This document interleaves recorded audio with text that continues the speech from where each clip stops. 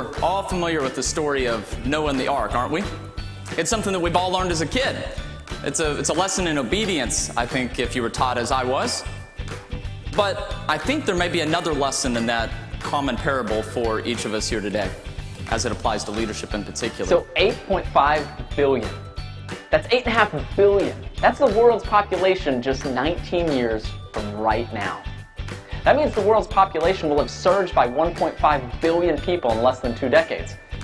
To put that in perspective, 1.5 billion was the population of the entire planet just 100 years ago. So imagine that you're out there with him. We're all on that boat. There's some extra room. We threw off some animals. And I kind of think of like Deadliest Catch, right? We've got these towering waves, this wind, and this ark is packed full of animals, hippos and woodpeckers and alligators and a rhinoceros or two. And he doesn't have lights to keep him company at night, maybe just a few small oil lamps, lots of sights and sounds, probably some interesting smells, no doubt. So we've already discussed the traditionalists and our friends, the baby boomers. But before we move on to Generation X, let's do a quick poll. So who in here is a baby boomer? Raise your hands. A bunch of you. All right, so put your hands down. Who in here is a member of Generation X? Raise your hands. Sir, we said hands, not middle finger. All right, so this is what happens oftentimes. Baby boomers are proud of it, and they always want you to know. Whenever I ask this, the room goes up. In all of those external conditions, the waves and the wind, I can't help but think that Noah was confident that it was not going to be some external condition that brought down the vessel. But every so often I wonder, did Noah walk to the back of the boat and just double check that those 2 woodpeckers were still in the cage? The flood of new workers from these 1.5 billion new people is creating a density of talent that's compelling a complete restructuring of the world of work. We're at a tipping point. And this morning, I want to give you a glimpse of what's going to change in your industry over the next several years.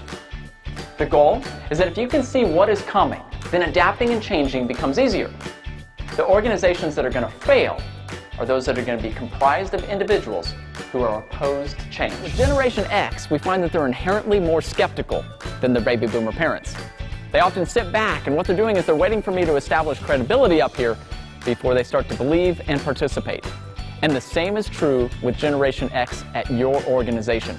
It's rarely the external circumstances that'll bring down an organization or sink Noah's boat. More often, it's the internal behavior, it's the choices, and it's the application of the things you learn here today that are going to be the biggest determinant of success in your organization. And I said something to the effect of, don't worry, it doesn't hurt my feelings if you're checking Facebook while I'm speaking.